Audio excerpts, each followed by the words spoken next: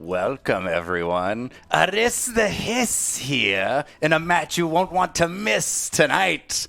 I will be facing Razorhide, that mangy mutt. I will be putting him in his place and showing him that serpents are superior in the brawl in the living wall.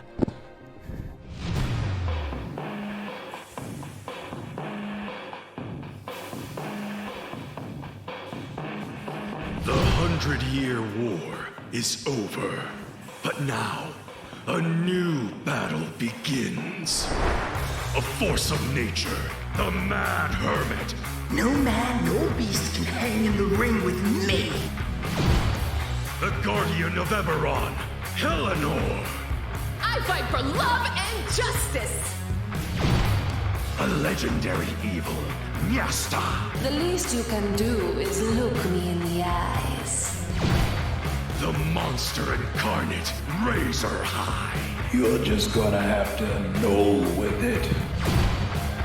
The Jelly Queen, Candy Cantrip. I may not have any guts, but I have plenty of courage. Join us now as the quest for Eberron's most powerful wrestling league begins. It's time for the Eternal Ring Tournament! Who will stand victorious? Welcome to Droaam Defiance Wrestling! Welcome to D&DW! Welcome everyone to Tuesday Night Defiance, coming to you live from the Great Crag Arena, and we are just an hour away before the living wall descends into the squared circle. And as always, I'm your caller commentator, Southern Slagpaw, and joining me tonight is the Jelly Queen herself, Candy Cantrip. Candy, how you doing tonight? I feel like I'm being punished, Slagpaw. Well, why is that, Candy Why Cantrip? am I here? Well, Why am I not fighting in the booth? Well, you're here because you just freshly came off a title match with Nyasta for the Arcane Belt, which you That's right. happen to have In which disposed of. I defeated the Arcane Belt. Yes, that is one It's way a very, of very wording tough it. adversary. Correct. Yes, we were all here for that. Lucky we're all alive, and You're welcome. Yeah, I good saved work. us all. Good work. Thank you. But later on tonight, we got a bevy of matches for you. We have the debut tonight, right here, D&DW, of the Shrub Lord. Now, the Shrub Lord, as I Yes. understand it, he is an awakened shrub, Candy Cantrip. Now, he's really been making his way through developmental. A fun fact, Yes. he is D&DW's only organic fighter. Oh, it's true. A huge win for those in the vegan wrestling community. Absolutely Their true. first champion. That's right. You're very forward-thinking, Candy Cantrip, as always. Yes, I know. Now he is going up tonight against Voltor, the Herald of Destruction. Now, he is a massive fire elemental with molten lava for arms. Now, He's a sweet guy. He is very sweet, very man. sweet. Warmest hugs. Yeah, oh, absolutely. He'll help you with your groceries across the street. Not Yes. bad. Now, you know, a shrub versus a fire elemental should be a pretty good match. Fairly fair, you know? Yes, I mean, that sounds like a perfect matchup. Yeah, I believe so. And later on, we also have MJ Effner in a lactose intolerance match with the Milkman. So apologies to our viewers in the front two rows tonight. There is no room in D&DW for intolerance. So I'm very Absolutely. excited for Absolutely. this match. And also, Candy, we got some giveaways Yes, we tonight. do. Why don't you tell the audience a little bit about that? We have some giveaways for tonight. If we reach our goal of $500 donations, you can be the Gold. proud Gold. gold. $500 gold. You could win something like a shirt, a sticker, jelly bathwater, A lot of good things. and other cool stuff. A smorgasbord of swag, if you will, swag. Swag. Yeah, but enough about all the neat prizes our viewers are going to win tonight. Let's get straight to the action now. I believe they're queuing up the Shrub Lord as we speak. It should be a hell of a match. Let's get right to it, Candy. All right. All right, so Southern Slagpaw, Candy Cantrip starts the call, the beginning matches. Razorhide, Aris, You guys are in the back. You're in the locker room getting prepped for your match. You've been given the rundown of what to expect tonight. The living wall is named Frederick. So, you've worked with Frederick a couple of times. He's a good guy, fairly chill. He's a little sad that he only gets brought out for living wall matches, but, it is what it is. And the three of you, while it is your off day, you decide to come back to the back and to cheer on Raul and to wish him luck in the match. And that's where you guys find yourself currently. You guys are sharing a locker room, and it is about an hour away from your match. Well, do Fangs proud, Raul? Yep, Yes, do us proud. Always trying to keep the fangs sharp, if you know what I'm saying, Sweetly. I'm super excited, everyone loves the living wall stuff, so. Yeah, It's gonna be a hit. Absolutely. Oh, yeah, but look, don't be afraid to run out there. I'm not, don't be afraid, if you see me up against the ropes, to run out there. Don't worry. Classic politicking. Yeah, look, I'm just saying, Aris, you're the vet here, so, screw you. So, Haven't changed a bit, I see. No, I've been waiting for this match a long time. I've been in the pits. I was in your shadow, but I think you might be surprised with what you see tonight. You've never beat me. Yeah, you always say that. I remember.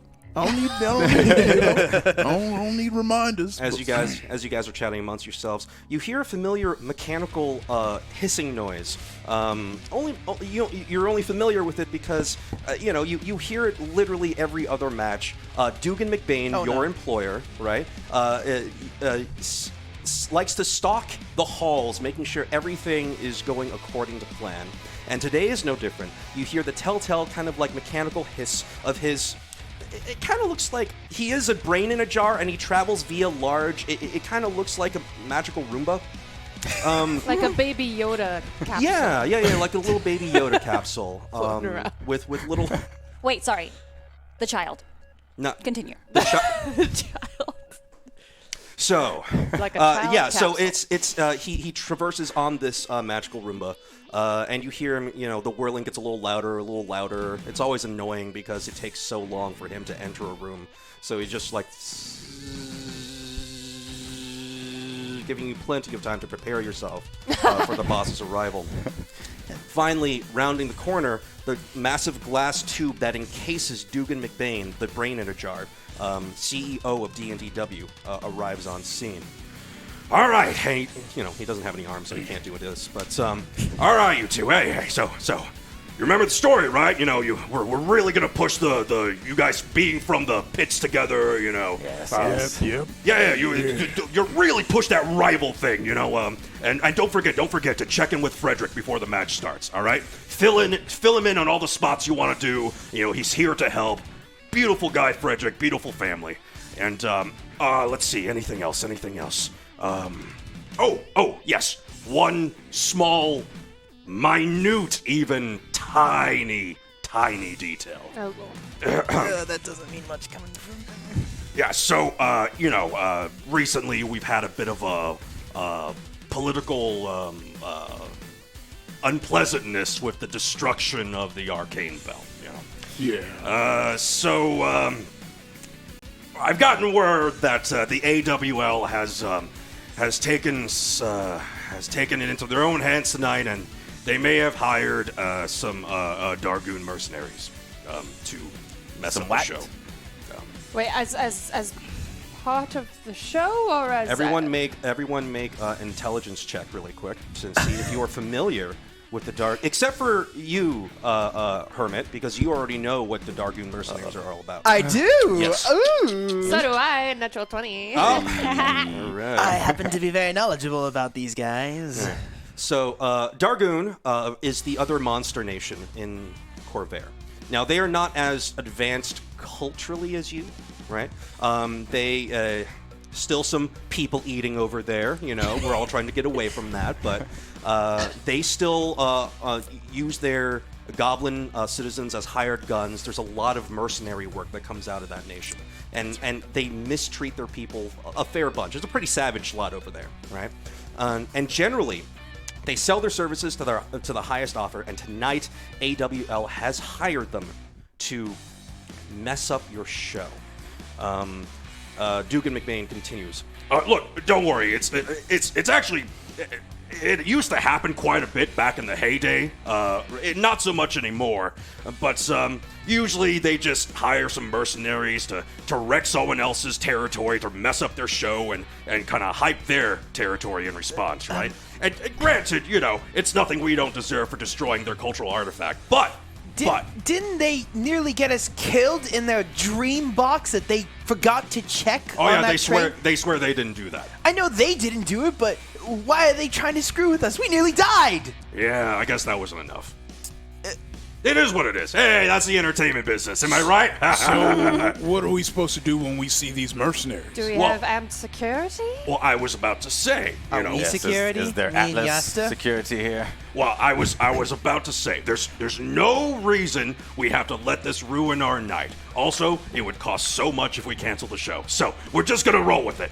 There's no reason why we have to let them control the narrative. All right? So here's what you're gonna do. Precisely. Here is what you're gonna do. All right. So I'm assuming they're gonna interrupt during the big match we have planned tonight, the brawl in the living wall between you two. At some point, I imagine if I have my mercenary math right in my head, they're gonna come in halfway through your show. Right? They're gonna throw some wrenches in the gears. They're gonna try to mess the whole storyline up. But no, we're not gonna give them that. We're not gonna give them that chance. All right? Aris, you're the veteran here. All right? You're a little more heelish in the public's eyes than Razorhide. All right? So it's gonna fall on you.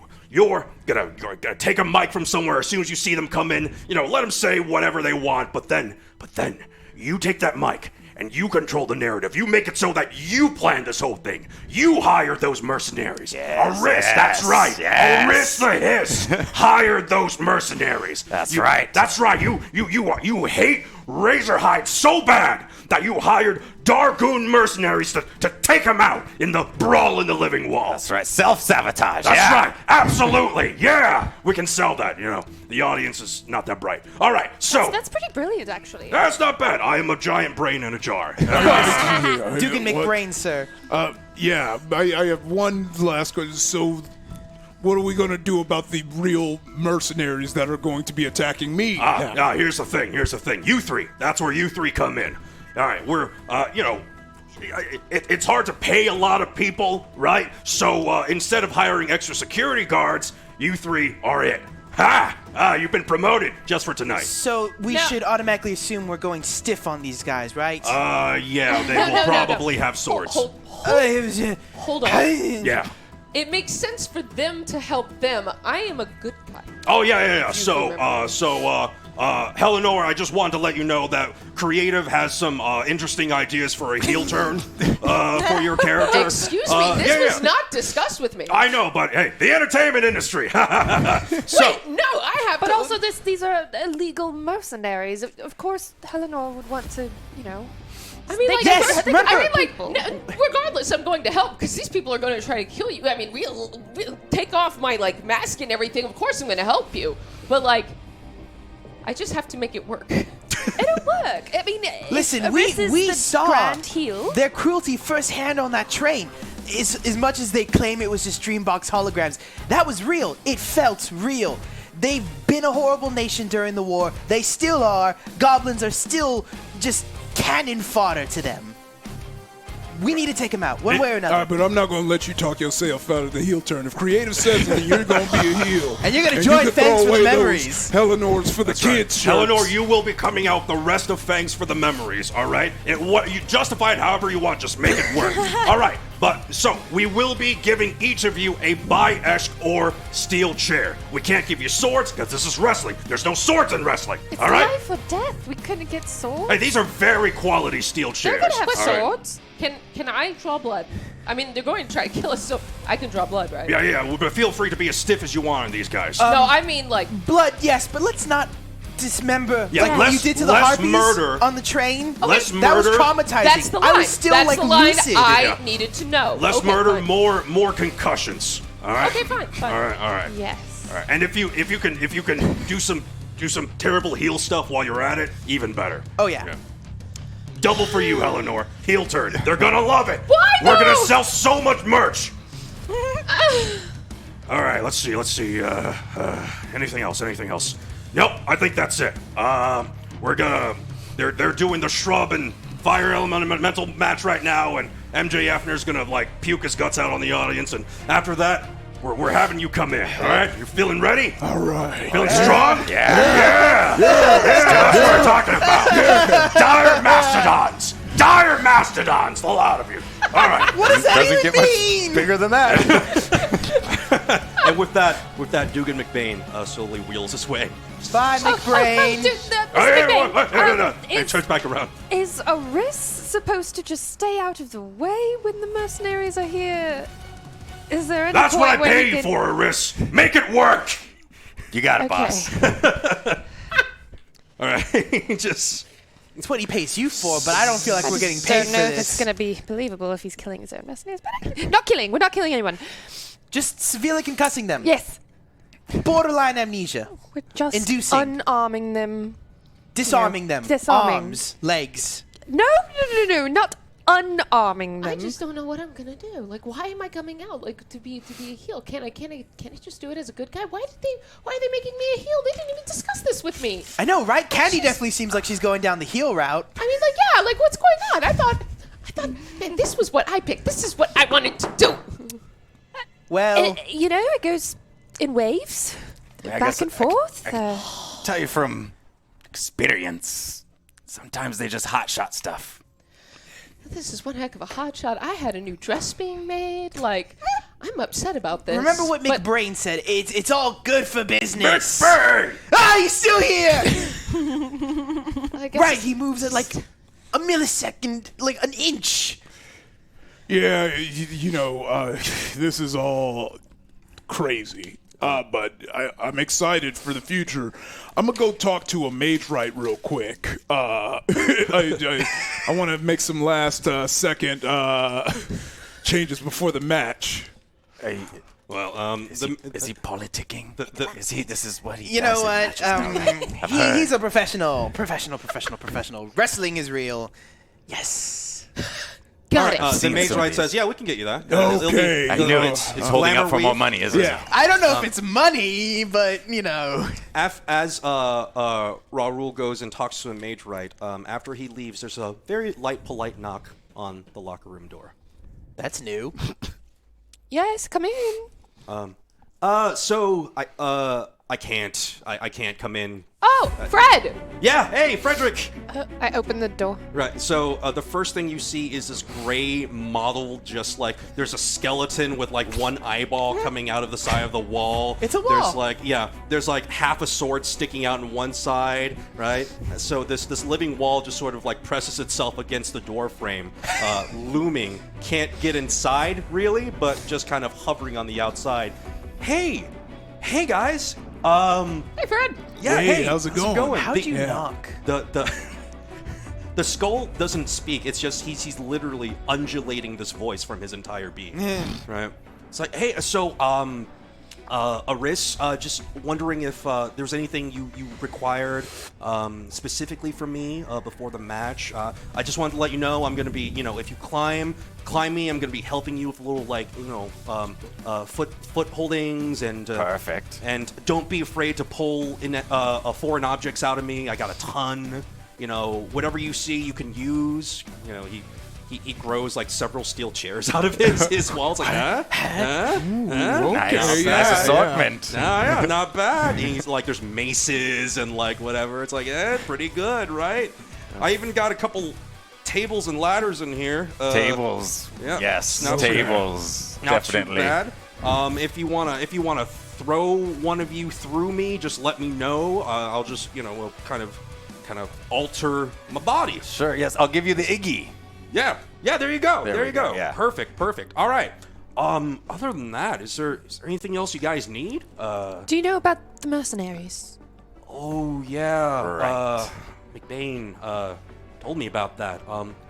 No worries. If they get close to the stage, I'll just do what living walls do. You know? Stay put. Stay put. Yeah. Stay put. I won't. And absorb? Yeah. I mean, look. Well, we don't want to kill anyone. No. I'm Yeah. really trying to get away from that image. Yeah, absolutely. I mean, if you see the rest of me, I am horrific looking, and they can't sell T-shirts of me at all. So That's not true. no, I mean, There are really, people that really like that you stuff, really though. need to look at all of me because it's. I think you look amazing. I think he's talking about what he's hiding inside. Yeah, there's. You know, the leftovers. If you catch I my drift. had a career as a regular living wall before this wrestling stuff. You know. Well, I mean, like, but that was your past job. Yeah, I know, but like Dugan got me out of a dungeon, and like I really don't want to be associated with that anymore. So. No, I understand. See, I was a good guy because I didn't want to be associated with man-eating anymore. So I Also, fully see, same like, thing. I understand Same it. thing. But creative's making me a bad guy now. Oh, I I'm don't so know what to sorry. do. Hello. Really upset about Knock, this. knock. Oh, hey. Hi. You- Hello, everyone. A gelatinous cube just sort of slides out from the living walls, like it's like, oh, hey, Candy, what's up? Hey, look. Hello. Yes. Hi. Hey. Excuse me. Can I enter you? Oh yeah, go Can ahead. I enter through you? Yeah, the Thank you. wall shifts, and a grotesque noise kind of echoes out through the room as like flesh and stone and gross stuff just kind of separate, and the gelatinous cube comes through to the room. Hi. As you know, I have been promoted to announcer tonight. We've Hi. all done it once. It's not a promotion. It's just a thing that happens. Aris, my Hi. friend Travis is a huge fan, and so I just kind of slide up to you, and then the skeleton inside my body just kind of juts out a skeletal hand, like. Nice to meet you, Travis. He says, "Whoa, he's touching me." They have a very complicated You might want to let go relationship. now. Okay. It's getting a little strange. Yeah. All right. So you just anybody? You know about the just gonna come in, huh? mercenaries. Right in What front. mercenaries? There are because of the incident with the belt. No. Let it be a surprise, since it's her fault. What's my fault? Just stay safe. Stay safe. Oh, Stay I will. safe. I'm Safe. going to be so far removed from you guys, like way up Yeah, high. have fun Have up fun. there. In our magic Cheerleaders. enclosed booth. Do you guys want to pay me any money to help you out there? No. Any shout outs? No. No. It's, Oh, so should I just mispronounce all your names all night? Like She's gonna Mazer bury. Might and. We should give her a little something, right? She's got Barry on No. that. Trust me, this is something she does pretty regularly. Don't encourage it. Don't feed pay into it. it. Don't pay it. No. Well, it's nice to see you all. Oh wait, Candy. The living wall. It's like if I could just like slip you. A grotesque amethyst just kind of plops out the Yes. side of its wall, and just kind of bloop What is into your this? into your What's jello. in Oh, you? wait, before I absorb it, I'm just like, what's on my head? Oh, that's amethyst. What? Amethyst. If you could just put in a good word for me while you're up there. You know, the kids aren't really like latching on to me yet. You know, and I Yes. really want to be main eventing. I Well, Don't worry about it. I'm sure they'll latch on to you, not into you. it's probably because you're disgusting. Oh. What? I reach in I and take out absorb- the amethyst. See how brutally honest she can be? I'm telling you. I know. She's Hey. You don't deserve this. Take this back. Listen, maybe you should consider going all green or something less flesh toned. less gray and mottled. Yes. Maybe Ignore her. green. Ignore her. The last time she turned everyone into cubes during her match, she also destroyed the arcane belt. So, Defeated. destroyed. Defeated. Destroyed. Okay, well, Tomato. you don't think it's the dead people inside me or anything, right? Because you mean, got like, one of the those. dead people inside Yeah. me. Some kids think that's really cool. It's metal. Yeah, it's metal. Okay. But most people think it's disgusting. Oh. That's all right. The wall droops. Well, those people are wrong. Oh. I think you're cool. Oh, thanks. Thanks. For Look, I someone think who you just- also has dead people in them, you could just ignore her on that much. Well, dead person. There's, Just one. I have people. She has a person. He's a pretty good person. I mean, he was a wizard. You just gotta. Warlock. Do you like him Believe or in do you yourself. hate him? Thanks, man. Yeah, you Thanks a just lot. gotta, because I feel like the audience really feels Right. what you're exuding. So you gotta go out there and be confident. I have this thing where like I'm really upset that I don't have what you would classically call arms or legs. Oh, I don't either. Well, yeah, see, I feel like you get me. I could teach you some tricks. I don't have legs. Yeah. Oh, that's fair. That's fair. Oh, I have a question for you and Niasta. Are you related? How racist! That's a little racist. That's insensitive. All serpents? Snakes? Not to our knowledge. Snakes on her head? That's insensitive. Maybe one of the snakes on her head is his child. How would I know that? Whoa! How would Candy. that Snake even people can't listen. give birth and then attach it to a Medusa's hair. Candy. Listen, when you're as friendly as some people, you just don't know. Candy. Goodness gracious! Whatever you do, you can't say that on air. You can't go back to Slagpaw and say that next to him, okay? That's not our brand. Excuse we can't me, have. Mr. Wall? I'm sorry. Your humanoid misconceptions are showing. Well, I see where I'm wanted and where people want me to, maybe mess around with the heat meter a bit. By the way, Yes. did you just abandon Slagpaw up there? Did you just leave? Well, I said I'd be right back. Oh. Okay. Okay. All right. Goodbye, friends. I love you all. Mwah. Mwah. Bye, Jelly. And then the cube goes back through the wall and rejoins Slagpaw. All right. And the Frederick stands there for a moment longer. It's like, okay, anything Frederick. else? Yes, yeah, what's up? You're running from your past, okay? Don't run from it. I can't run very fast. People look at me, they see a knoll, they're like, oh, that probably looks like a guy who chews on bones. You know what the first thing I say when I come out from the curtain? I chew on bones. Oh, so you get you ahead own of, it. you Just get ahead own of it. the drama. Yeah. You just own it. You use it, and then you control it. There's a lot of monsters out there in Droaam. You're gonna find your crowd. Okay. Bones or no bones. Okay, so you think I should really lean into the man-eating It's thing? show Don't business, you lean know? while you're No, we're on yeah, top yeah, of you. yeah, Oh, yeah. no, not like metaphorically. Yeah. Metaphorically. When lean you're out there, into it. remember, everybody's in on the performance. Yeah, you're right. It's what you're you right. do on Scriber after that really defines who you You're are right. as a You're person. right. You're so right. I don't have a lot of followers on Scriber, but maybe after today. Oh yeah. Okay. After okay. today. All right, you guys. So I told you what I need to tell you. Feel free to pull stuff out of me. Anything else? No, that's about it. I'll be de facto ref for you guys tonight. So good luck.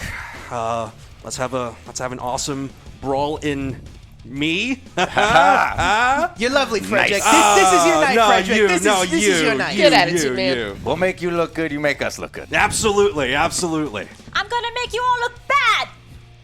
Ignore her. Andy cantrip. Andy cantrip. Don't All worry, right. Slagpaw's more reliable. We got this. We're good. Frederick goes ahead and heads off. Let's see here. You still have a little bit of time before the match starts. Is there anything specifically you guys want to get done before this event happens? Otherwise, they're going to come shuttle you to your places. Oh, I don't think so. No, after my conversation with the mage, right? You know, if you got When that do you point- want that item, by the way? Do you just want to start with that? I'm gonna go for the mic. Okay. After the match. The stuff. The Okay. stuff. And then that's when it'll get. Gotcha.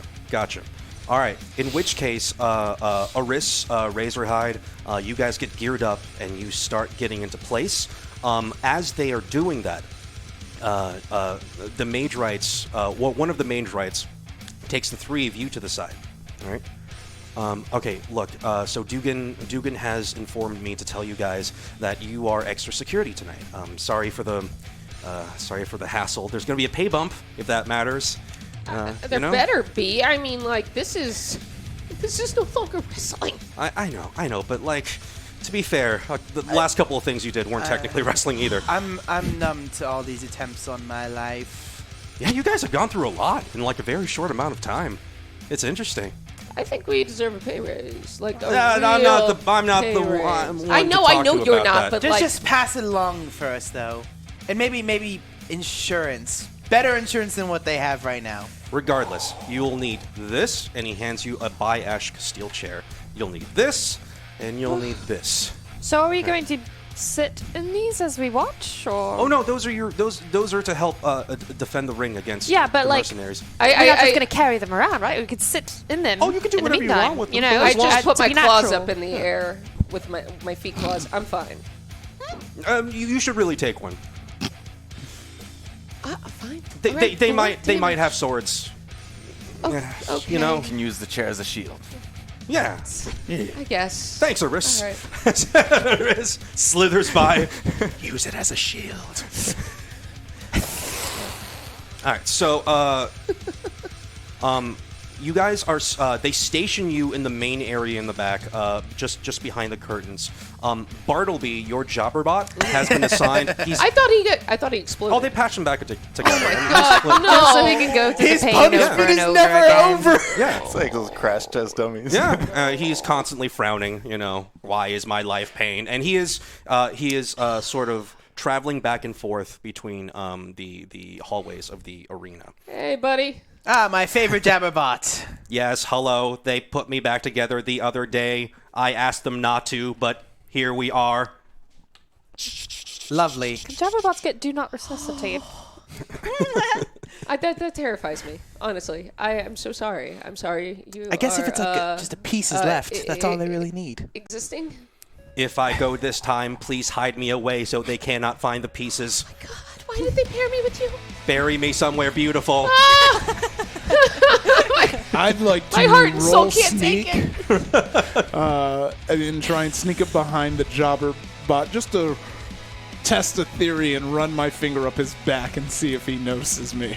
All right. Roll. I think it's stealth, right? Yeah. yeah. Go for it.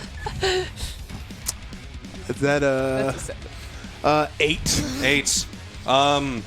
So you don't sneak up behind him. He turns around, looks at you. There's an awkward moment, and you just do it anyway. Well, okay then. I never knew you had these feelings. But you aren't ticklish. I certainly am feeling. You're feeling this. I am feeling. Stop this! I don't want to watch anymore. No more, please. All right. I think he's just programmed to say those things. Like I that's am what not- I'm hoping. I mean, that's seriously, this is not programmed. I have a soul. I have a soul. He's That's programmed what to say all someone of who's it. yeah. That's what someone. I'm gonna figure you out, job. All right. I'm gonna figure you out. Off to my night of despair, and he just rolls away. I swear to God, if for some reason he actually can feel, I'm gonna feel so bad. I'm never gonna be able to forgive myself. It's fine. I'm sure you will. Once the heel turn comes, it all just becomes sort of like a...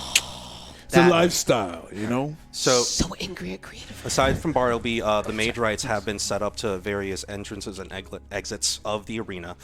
They will inform security as soon as they see anything. But while your friends are on stage performing, we will come revisit you periodically to see if there are things that need to be discovered, to see if you're protecting the back, etc., etc., etc.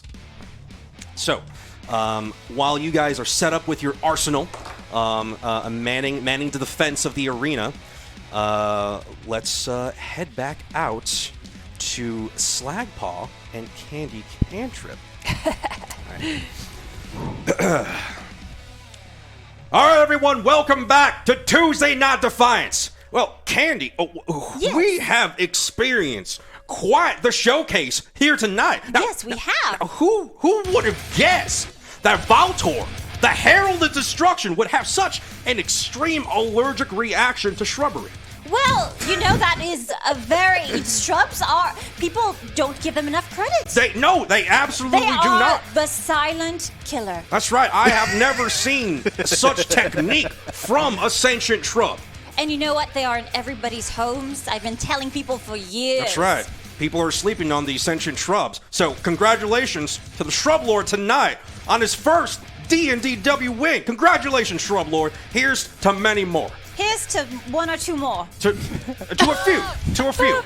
And of course, apologies to MJF tonight for his loss of the lactose intolerance match. We will be issuing refunds to the fans in the first 2 rows. Sorry for the mess. That was on us. And if you would like some of the resurgence, contact me on Scriber, and I will ship it to you. Shipping is free. Were you the one who cleaned all that up Yes. just now? Yes. Didn't you see this white spot in my jelly? It's terrible.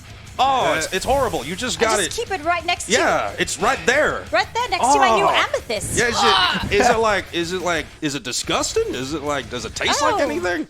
I It tastes like milk. Right, but like cheese. a little processed. A little bit processed. Yeah. It's right. Okay, so, all right. That's what I'm saying. It's perfectly good. That's not permanent or anything, No, I'm is it? selling it to the fans. Oh, okay.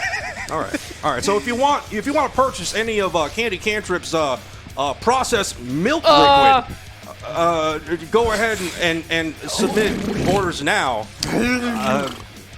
I'm not quite sure how to sell that candy. I apologize. That's all right. Just go to my Scriber. You'll know what to do. Yeah. All right. Now, ladies and gentlemen, I believe this is the moment we've all been waiting for.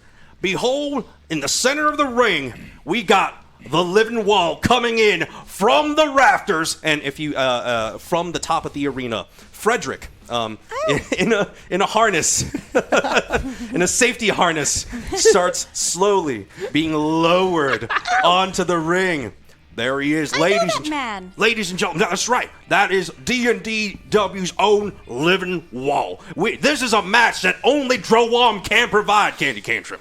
Just like with gelatinous cubes, living walls have to be harvested from the dungeons that they're from. Do not compare us, thank you. Well, I mean, you know, gelatinous cubes and living walls share some similarities. Exactly. Except I'm beautiful and, well... Oh, now who's to say? He could use a paint job. Who's to say this living wall is not attractive to someone somewhere? Only the most beautiful of us all. Back to you, Slagpaw. Right here, but all right. So, ladies and gentlemen, the living wall finishes lowering around the ring.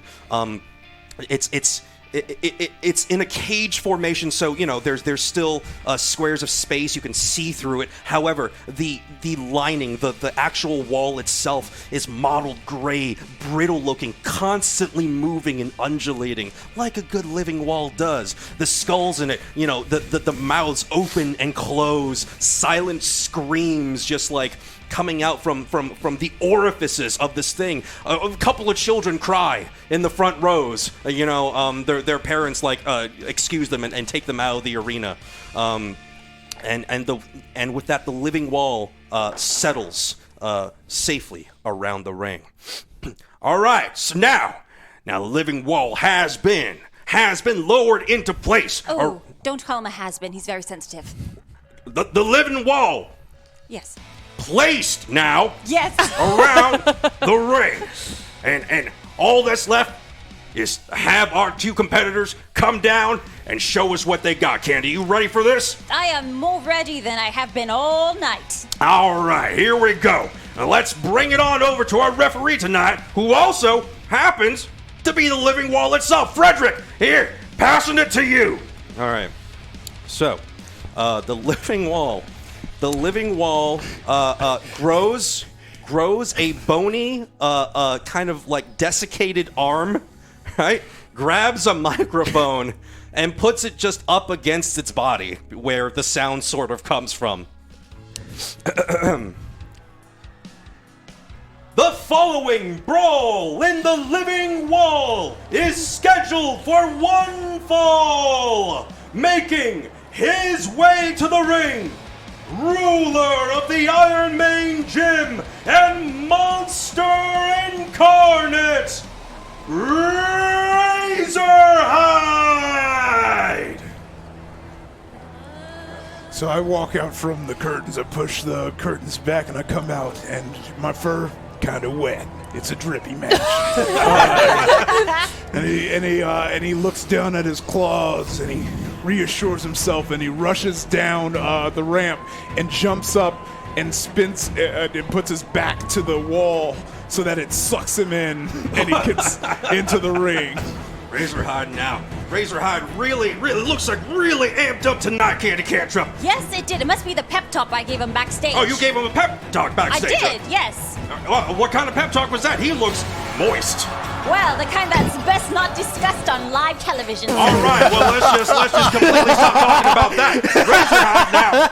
Razorhide, seemingly with an interesting, unique entrance, choosing to just be absorbed straight through that living wall. Now, there are countless adventures in my life. Number one rule is Do not touch living walls. Do not go near living walls. And absolutely do not enter a ring through a living wall. Well, if there's one thing I've learned about him, it's that he's quite adventurous. He loves going straight through things. All right, so let's go ahead and get our second contestant out tonight. Frederick, back to you. Making his way to the ring, the Titan of the fighting pits, the undisputed Snake King himself, Aris the Hiss! So, as it pans back to the entranceway, there's a big brick wall that's been put up with a bunch of holes in it, and snakes are just pouring out of these holes. And then I'll break through the wall from that, holding up like 2 scimitars that are flaming blue, spin them around and stab them into the floor, and then I'll start slithering down to the ring. When I get to the living wall, I'll just slither in and out of the squares there and strike a pose in the center of the ring. Nice. All right, here comes Aris the Hiss now. It's just snakes popping out that wall.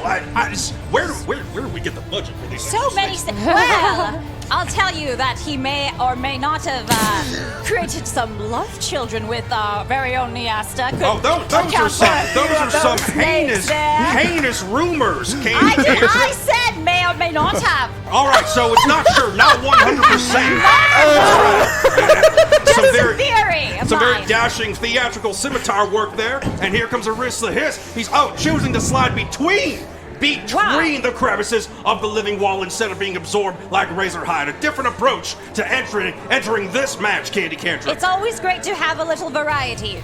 Yes, absolutely. And variety is the name of the game here tonight, and the brawl in the living wall. And all snakes are related. Did you know this? You can't, Candy. That's it.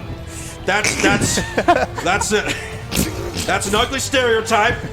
We're trying to get away from that, Candy Cantrip. Indeed we are. No ugly stereotypes here tonight. Back to you, Southern Slagpaw. Yep, that's right. We're trying to keep it to a minimum. Here we go, ladies and gentlemen. The 2 competitors now staring each other down in the center of the ring, surrounded by the horrifying cage that is the living wall, Frederick. Good on Frederick. He's such a good sport. Yes, a very nice guy. Ladies and gentlemen, here we go. We're about to find out who, indeed, will come out on top of this age-old rivalry between 2 titans of the fighting pits. We got Aris the Hiss versus Razorhide, now on D&DW. All right, you 2, roll for initiative against each other, please. 7. 11. All right, so 11 and 7, is that what it is? All right, cool. Razor. All right. So as this match is about to start, very quickly we go to the back. You guys see from the monitors back there, Razorhide and Aris are about to square off with each other. And the capacity crowd is roaring. They're on their feet. They're super hyped for this match, which makes it a little difficult for you guys to keep aware of what's happening in the back. So I need all 3 of you to give me a perception roll, but at a disadvantage. Oh dear. Cool. However, by the will of the D&DW universe, you do actually have up to 5 advantages you could use right now to negate your disadvantage. I'm going to negate my disadvantage. I won't with need a it. 16. 15. 15? 16. I'll 16. keep it 8. All right. Perfect. Okay. So, Eleanor, what was yours? 16. 16, got it. All right. But I took one of the advantages. Okay. Or maybe it was 10. No, it's +1, so 10. 10. All right. So, Niasta, it's a little too hard for you to hear. That and your snakes are having like a conversation. You know, they're chatting with each other about how racist Candy is. I know. They're really Can't offended. really mind her. She gets in her head about things. They're asking you if you could just talk to her afterwards. Yeah, I'll have to. I will. This can't go on. Come on I now. know, Like it's I know. just She means well. you're working professionals. Yes. Does she? I know. Yeah.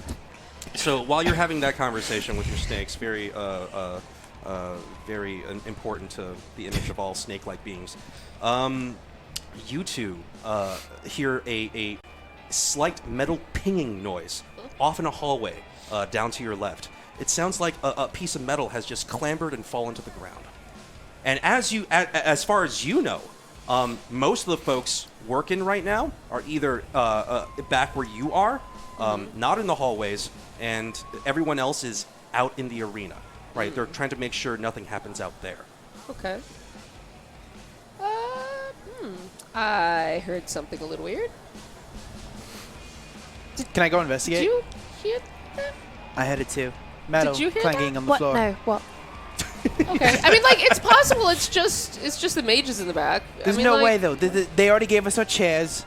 They're all out there. What? It's not like we have enough money to have a big employment. Okay, well, that is fair. Yeah, you want to check it out? If you have Yeah. something, go check it out. Oh, Might as I'll stay well. here. All right. Keep your eye out. So Niasta stays in place. You two, it's going to take a little bit, so we're going to go back to the ring, but you guys head over to the left to investigate. Cool. All right, back to the match. All right, so, Arista Hiss, it is up to you to start off this brawl in the living wall. You are surrounded by capacity crowd. They're on their feet. So the entire arena, not an arena, but the entire ring is surrounded by Frederick, the living wall, constantly undulating. What do you do? I think I'm gonna try and sneak attack him right out of the gate. Yeah. Oh. I'm gonna hit him while his back's turned. Oh, yes, Razormane's still like, giving it to the audience. He's still performing. I'll just come up and club him. All right, so you one sequence move. You, right. you go up and club him. Athletics. Ooh. Now, 23. 20. Oh, you don't need it. You absolutely don't need the advantage. 23. All right. So let's see. Blah blah blah blah blah. So okay. So it goes off with that hitch. All right. Now Razorhide now still playing to the audience a little bit. Candy Cantrip. Now, Yes. Trying to really. Oh! And here comes a wrist. Oh, with the club to the back of the head, knocking Razorhide to the mat. What a way to start off this brawl in the living wall. What a snake-like move. That's right, lad. That's very snaky behavior from Arista the Hiss, starting off the match with a sneak attack from behind. He is not taking any prisoners tonight, Candy Cantrip. To all our viewers at home, there's no doubt you want to see this match. Excellent pun. Thank Excellent. you. There's two in there. Just catch them both. Yeah, it was good. It was good. 9 out of 10. Excellent. Razorhide, it is your turn. I'm gonna get up, go, oh, so that's how we're playing, huh? And I'm gonna go for the spear. Oh, okay. All right. So that is going to be an athletics roll. Give me that real quick. Unfortunately for you. Unfortunately,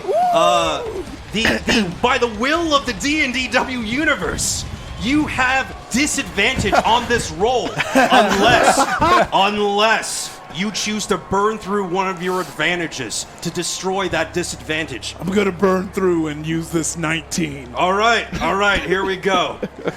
Okay, this is how we play. All right. So, Razorhide now not taking this match laying down. Gnolls are known for their tenacity, for their aggressive behavior. And here we go. Here we see it. And Razorhide, and a giant spear to counter Arista Hiss, taking them both to the mat. Oh, what a devastating move by Razorhide. He hit him right in his third and fourth abs. Yes, that's right. You In can the see 3 it. and 4. He has about 13 of them, or 14, and right between the second and fourth one. You were correct, Candy Just Cantrip. right through right there in the middle of those two. Crime to Monster Manatee. All right. Arista Hiss, you've just been taken down by a spear. Razorhide gets up and does a little maneuver to hype up the crowd. What do you do in response? I'll use my tail to try and trip him down, and then maybe I'll hit the rope and elbow drop him. Okay, so I'm going to call that athletics and acrobatics. Okay. Oh, athletics is a 9. And by the will of the D&DW universe, you have up to 5 advantages you can roll. I might as well use one. Yeah. Not much better. 11. All right. You still have up to 4, just letting you know. You can use them at any point. I'll save some for later. All right. I'll let that one go. So, and then the second roll was The second roll was, unfortunately, because the first roll was a Oh, bot, yeah. Okay. now Razorhide gets a chance to respond. Okay. All right. Razorhide. All right, I'm gonna try and beat it. And what am I rolling? So this was the athletics part. Okay, so that's 14. 14. Yeah. All right. Okay, so you now have the option. Do you see the tail coming? You know what he's going for. Do you take this opportunity to counter him, or do you help him make the move go through? I'm gonna counter him. You're gonna counter him? Yeah. All right. So Aris, your tail swung out a little too widely, and now Razorhide. How do you capitalize? I catch his tail and I was like, oh, things haven't changed since the pits, huh? Still using the same techniques. And I would do what would look like where you would do like a leg drop, but I'm just gonna turn his tail, try and bend his tail in a way that hurts. Right, so Razorhide, so you're just like cranking his tail. Yeah, cranking his tail. Oh, Razorhide now has a wrist in just a painful tail hole. I'm not quite sure what the anatomy is like on a Uwanti tail, but that looks devastating, Candy Cantrip. Is this a lifelong rivalry or true love? Stick around to find out. I suppose we will find that out one way or another. You're absolutely I'm right. not sure tails are supposed to bend that way. You know what? I've never seen a tail actually bend that direction, so I do agree in that circumstance, Candy Cantrip. It does look terrifyingly painful. But when you're in love, anything is possible. Still not quite sure they're in love, but we'll see what happens. All right. Just by the way, through the will of the D&DW universe, I have figured out that the disadvantage actually stays. We don't use the advantage to cancel out the disadvantage. Ooh. So there's still a disadvantage coming up. Yes, I know. But that's for the next turn. All right, so Razorhide. Not Razorhide, I'm sorry. Aris. Razorhide has you in some sort of cockamamie tail hold, and you're selling it to the best of your ability. What do you do? As he's holding me, maybe I'll wrap my tail around his leg, and I'll bring my upper body up to his, and I'll give him a Russian leg sweep. All right, all right. A Barovian leg sweep. Barovian leg sweep. That's right. Nice cover. That's right. All right. So this move, since it's very stylish looking and it's using your tail and your monster anatomy, we're going to call that performance. Okay. Oh my gosh. 14. 14. Wow. People are starting to play favorites. So, so good news. The D&DW universe is always watched upon by the power of the deck of many rings. And now, it chooses to activate. The magic fills the arena, and it explodes in just a shower of magic. Your roll has become an automatic success. So it doesnn matter what disadvantages or advantages you have for this turn. Your roll has just completely, just 100% won. All right, so what was the move? You wrapped around. You came up. So I'm kind of like him on the side here, and I'll bring him back in a Barovian leg sweep. All right, Aris now. Aris obviously using his experience in the fighting pits to counteract this tail hold. And here it comes, up in front of Razorhide, and a Barovian leg sweep. He takes him down to the mat with a Barovian leg sweep. Perfectly executed, perfectly done. Straight, his head straight down into the mat, Katie. It's very interesting and impressive considering he does not have any legs. That's true. That's true. It's very, very difficult to perform a leg sweep when you in fact have a tail. Exactly. That's just science, ladies and gentlemen. I'm just saying, this is some skills that are unparalleled. That's right. All right, so Aris has just taken Razorhide down to the mat with a Barovian leg sweep. Razorhide, it is your turn to respond. All right, so Razorhide's going to try and get up and run to the ropes and springboard onto Aris. Okay, unfortunately for you, by the will of the D&DW universe, You have disadvantage on this roll. Nothing personnel. Sorry. All right, that's fine. Okay, so that's probably what it's gonna be. Yep. Yep. Oh nope, that's even worse. So what was it supposed to be? That was acrobatics. That's going to be a 7. Right. So Aris, you see Razorhide springboarding off the rope. However, through your, experienced eye, this move is going to go awry. He's going to break something. He's going to break something of yours. So now you have the option. I have no bones. You have the option of either helping the move go through or countering it by rolling what he rolled, acrobatics. And if you make the roll, you get the option to either counter or help the move go through. Can I catch him in a way that saves him, and then I'll catch him and maybe suplex him after or something? Yeah, and if you want to make that work, all you have to do is roll acrobatics and hit what he did not hit. Okay. 15 plus my acrobatics. 19. And unfortunately, oh my god, because of the will of the D&DW universe, you have disadvantage on this roll. Oh, man. Oh. I love you guys. Shaking it up. Oh, that's a 4. So 8 total. All right, now here comes Razorhide. Oh, he's going to the ropes. He's launching himself off the ropes. And here's what happens. Razorhide launches himself off the ropes. Aris the Hiss holds out his arms like this. But Razorhide just sort of goes right over and smashes his face down to the mat. And I'm not quite sure that was what Razorhide was going for, but kudos to Aris for deftly dodging that attack, Candy Catcher. I'm sure it was all on purpose. Yes, it looked completely by the books, like nothing possibly have gone wrong. This whole match is just a mess of fur and scales and sweaty abs. It's quite boring. And you take 1 point of damage from landing on the mat in a bad angle for your face. All right, now really quickly, as that botch concludes, let's go back to the back really quick to see if anything has happened. All right, you guys. So you've gone to explore the hallway where the noise happened, right?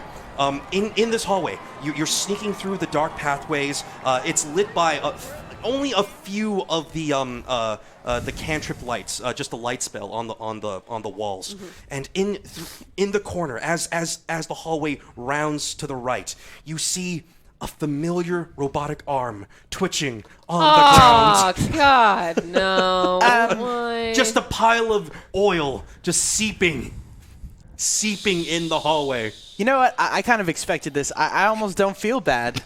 I still feel bad, but now we gotta go check this out. Obviously, something's happened. All right, give me a sec. I wild shape into a dire wolf. All right, to sniff the air. What do you got? You smell goblins. Is it the mercenaries? All right, yep, that's what I figured this must be, because what else would it be? All right. You hear a. I look over. It's just feebly waving its arm. It's again in pieces. It's kind of like. Do I know how to shut him off? I go for the throat. I was gonna finish him off. No! Oh my God! Okay, all right. So you coo poor Bartleby. Right as he says, "There's something I have to tell you." Look at me. The light in its eyes goes out. That is a bad dog. Did you hear me? That is a bad dog. Just rolls up a piece of paper, starts hitting him with it. As Helenor is beating a mad hermit dog in the hallway, Nyasta, go ahead and roll another perception. Unfortunately, still at disadvantage. The roar of the crowd is so loud. Unless you choose to use one of our advantages. Could I use 2 advantages? 2 advantages? Wait, no, I have Oh, but it's not a will of the universe disadvantage, right, so it's I a could regular cancel disadvantage. A regular disadvantage you can cancel out. I'm going to use 2. 2. 1 to cancel out and 1 to get advantage. All right. Oh. Yes, 19. 19. All right, perfect. Okay, so they've been gone for just a few minutes now, right? You've gone through the conversation with your snakes. Everyone's placated. You know, you're gonna have a conversation with Candy. So they're being quiet.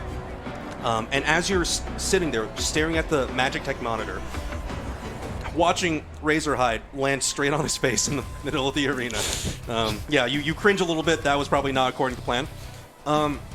However, you hear tiny goblinoid language. I don't know if you speak Goblin at all. No.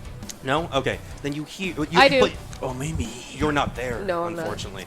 But having lived in Droaam long enough, you do recognize the canter. Goblin. Yeah, goblin canter, right? You hear kind of just whispering, goblin, just somewhere to your right. You look over, nothing's there, but you have this feeling that you are sort of being watched. Is there anything you would like to do? I would like to just poison spray in that general direction. Okay, all right. So you just, on reflex, you're just like, psst, right? Yeah, 15-foot cone. Right. Terrence the Mage Or Right was right there. 10-foot cone. So he's fine. What? He's fine. Nothing. No, not into. I assumed it was empty space. Oh, well, it's dark. You know, he was there. But it's fine. It's fine. So Terrence sort of just goes like, You all right? no, I'm good. Sorry, I thought I'm it. good. Does the blindness wear off? Yeah, no, it should. You might just want to get a little. Yeah, no worries. I'm just gonna go find A little cure wound should do it. I'm gonna find a cleric. I'll be back. So he just stumbles off. You hear some crashing. Do I still hear the noise? Not anymore. The thing with Terrence has unfortunately taken your attention away from it. And after he finishes stumbling off, you are once again left alone in silence. All right. Back to the match. So we left off. I believe it was your turn, right?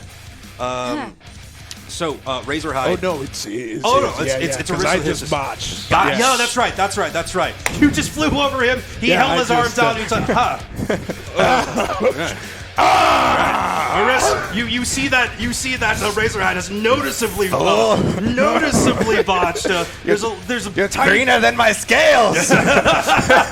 you see there's a tiny trickle of blood coming down his nose just because he smashed his face right in the middle of the mat. What do you do now? I'll pick him up and go, we need to win this crowd back.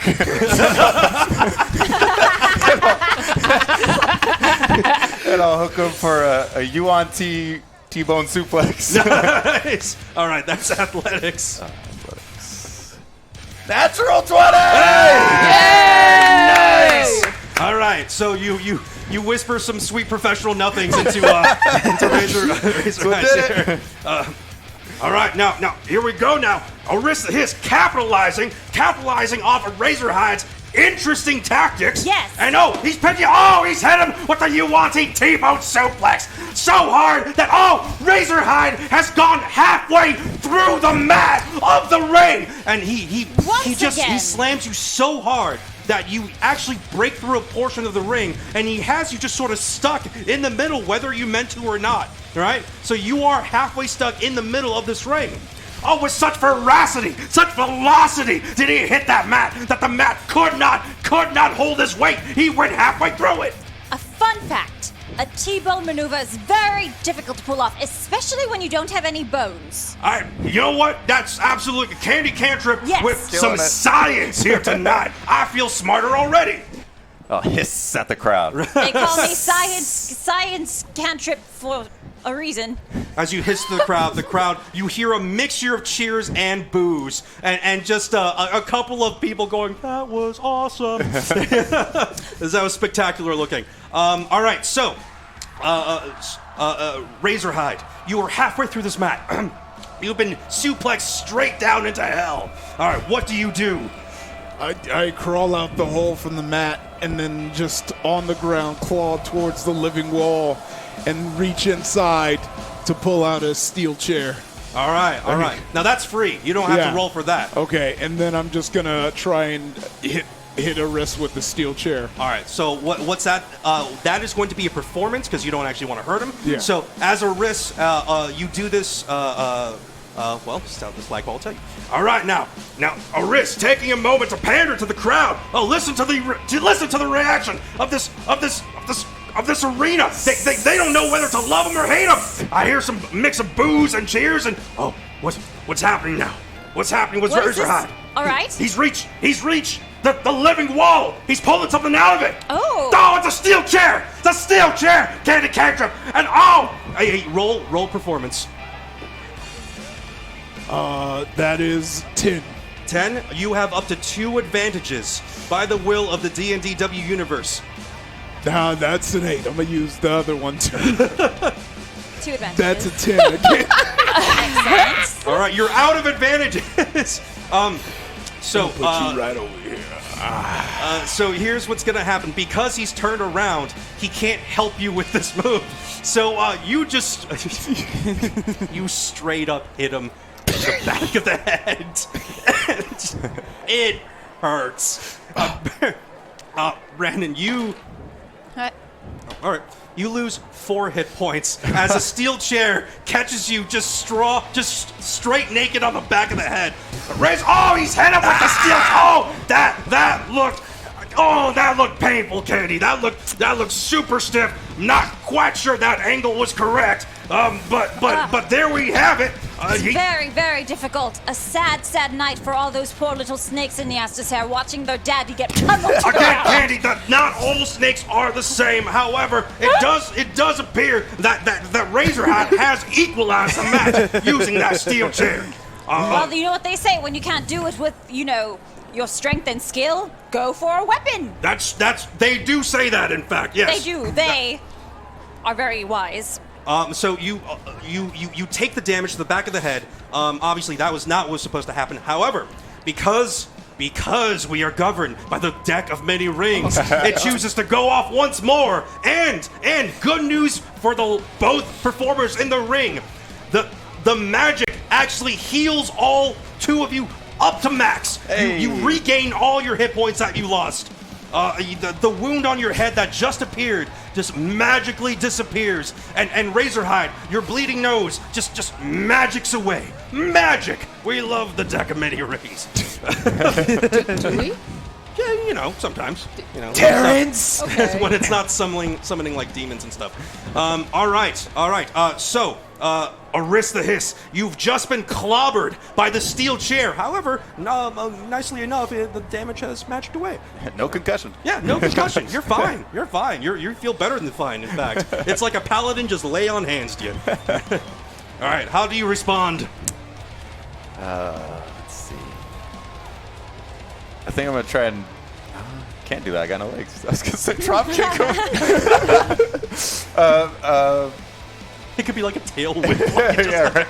I think I'll try and rip the chair from him and then hook him for a serpent suplex. Serpent suplex. All right, so I'm going to call that performance and athletics. All right. Ooh, performance is 23. 23. Nice. All right. So, and then the athletics? Athletics. Not so good. 14. You have up to 4 advantages I'll you use could one use. on that. All right. 18?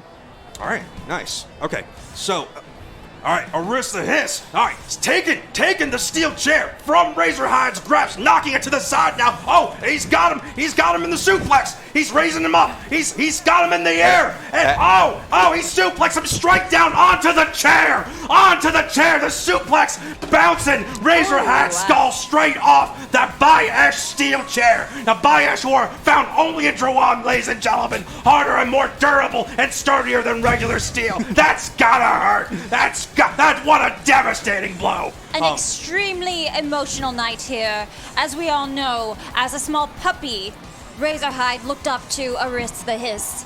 In their schoolyard days, they were best friends. That's right. What a drama unfolding in front of us here tonight. They've been looking forward to this their entire lives. In fact, The fate of their reputations depends on this match. Wow, all of it. The All whole of their thing. reputation. Everything they've been building up to their The entire loser lives. also owes me 500 gold. I did not know that was actually part of the deal, but It's a surprise. all right, cool. Surprises aplenty here at D&DW.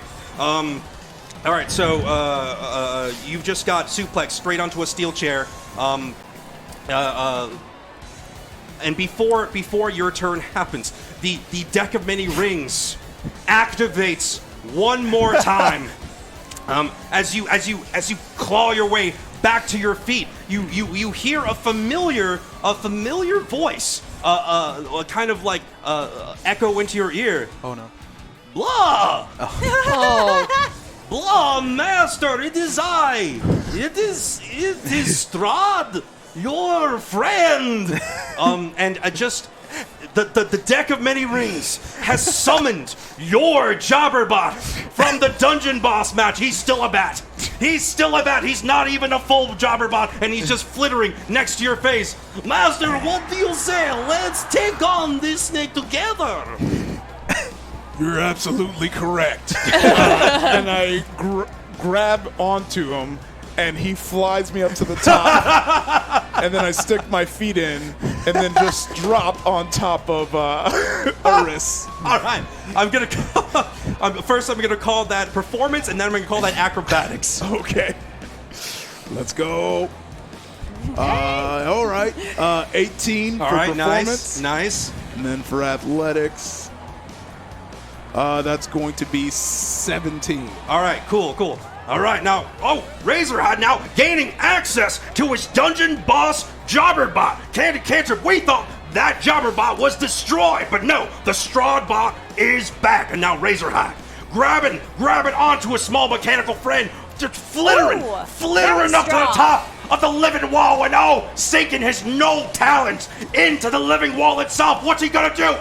He drops straight down onto a wrist to hit. What a devastating dive from the top of the BRAWL of the living wall, just straight on top of Arissa's head. And that snake is lucky he does not have any bones, because they would be crushed here tonight. And I want to also go for the pin.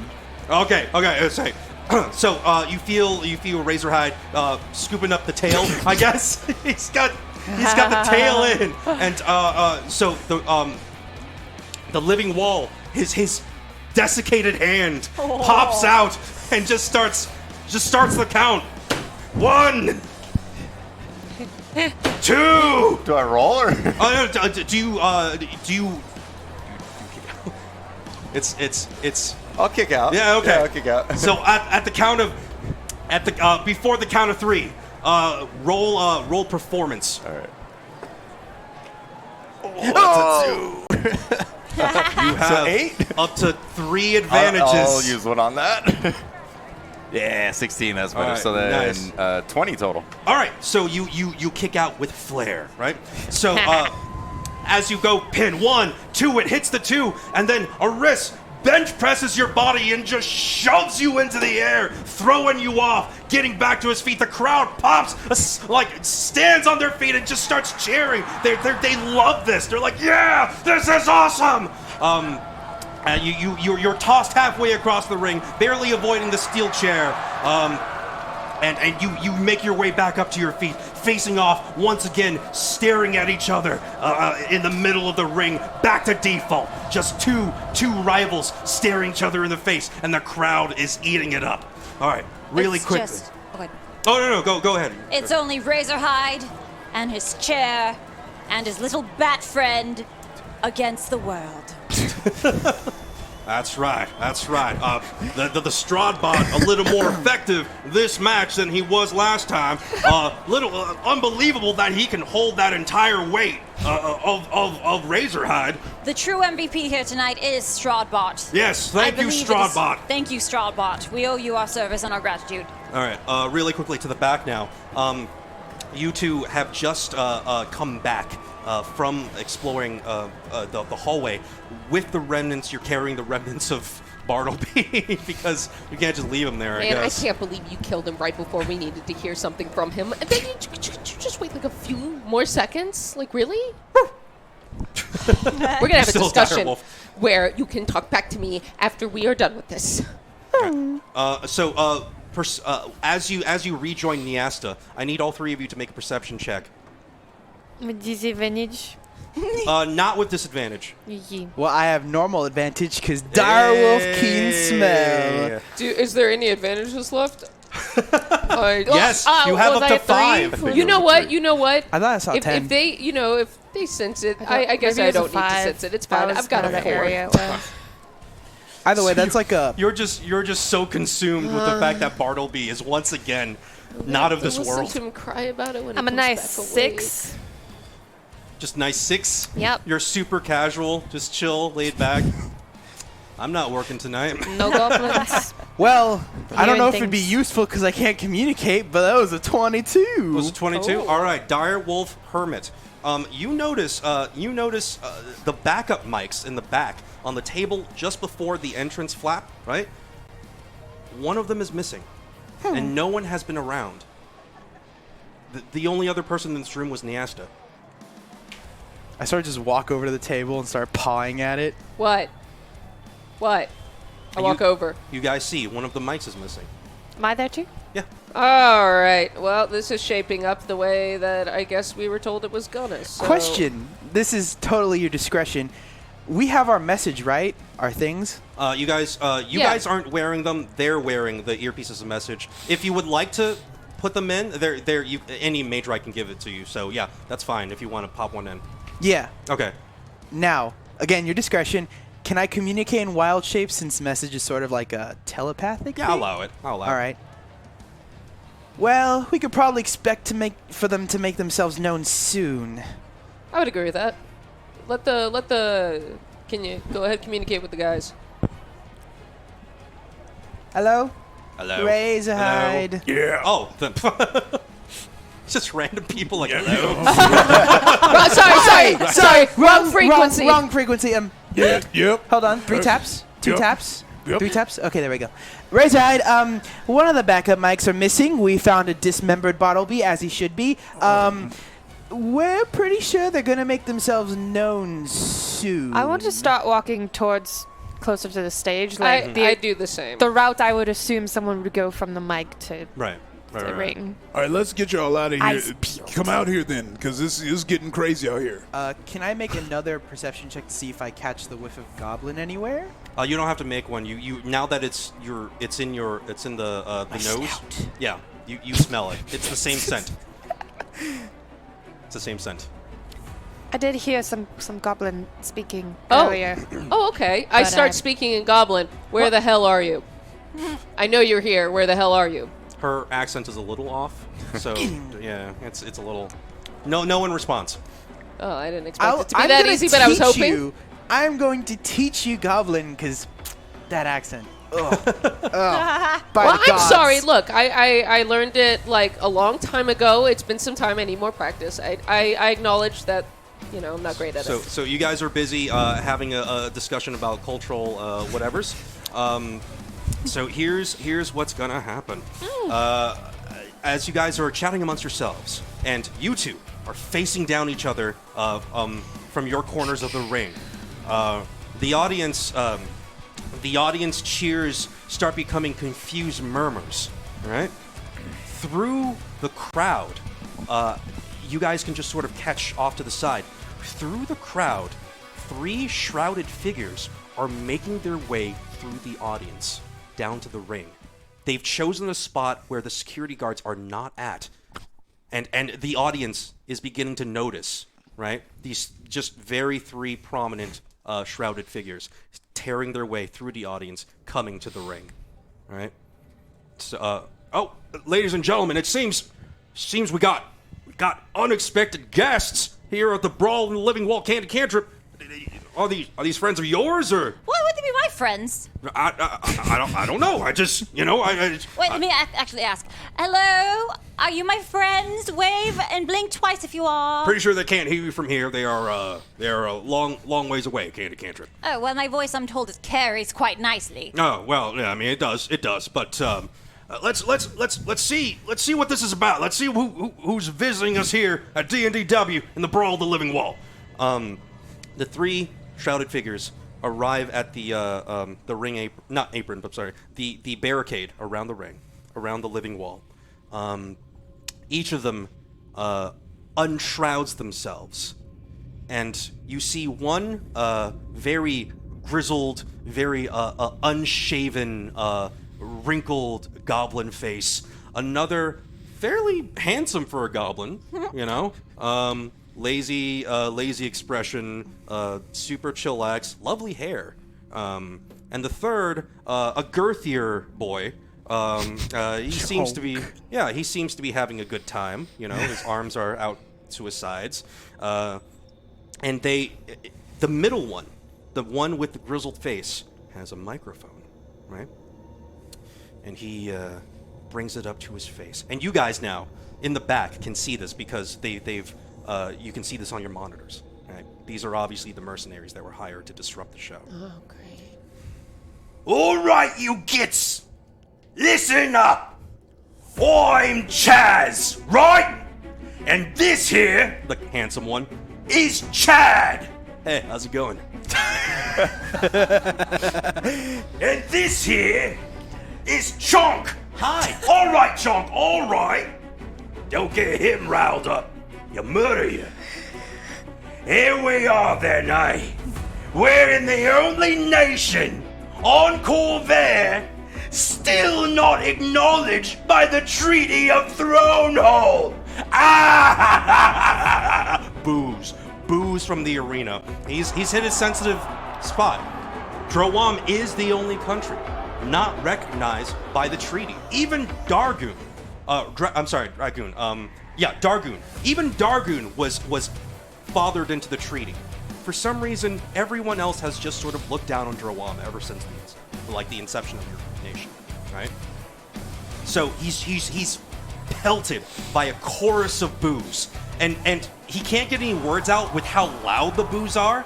And in your earpieces of message, you hear Dugan McBain. It's like, all right, now, don't let him say anything else. Take control of the narrative. Aris, just say something. Aris, make a charisma saving throw, really quick. Saving throw. You have up to 2 advantages. Yeah, I'll use it. That was only a 6. 12. I don't know my quantifier on that. I guess it's just normal. So 15? 15? Great. All right. You're able to interrupt him just in time. You grab... There's no microphone in sight, so you just sort of hope, and you stick your hand in the living wall, and you're like... So Frederick does you a solid. He has a mic in there. Nice. It's a little dusty. It's a little slimy, but it's a mic. It's a working mic, and you pull it out. All right. So what do you say now? You've interrupted the goblin. You've interrupted the narrative. How do you now spin the narrative in your favor? I'll say, we knew you would be coming.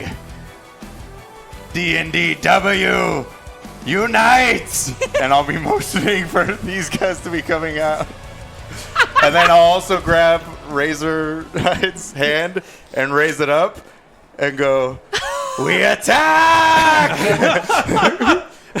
The goblin's like, wait, you do what? Seriously? No one can keep their mouth shut these days. All right. You want a piece of us? You're gonna get a piece of us. Dugan McBain goes over to the headset and it's like, all right, hold on a second. Wait, don't interrupt your match. We paid a lot of money for this. You guys finish what you're doing. You 3 in the back. Hit Niasa's music. Someone hit Niasa's music. Make this a thanks for the memories thing. Now go do it. Hit her music. We'll be right back. Thank you very much. Ladies and gentlemen, it seems we have uninvited guests from a separate wrestling league. They are invading D&DW. And they said the GIT word, which is definitely a violation and a fine. This is war. That's right. You don't want to be racially insensitive on camera, Candy Cantrip. No, you just don't want to do it. The nerve of these goblins who are probably related to the Mad Hermit.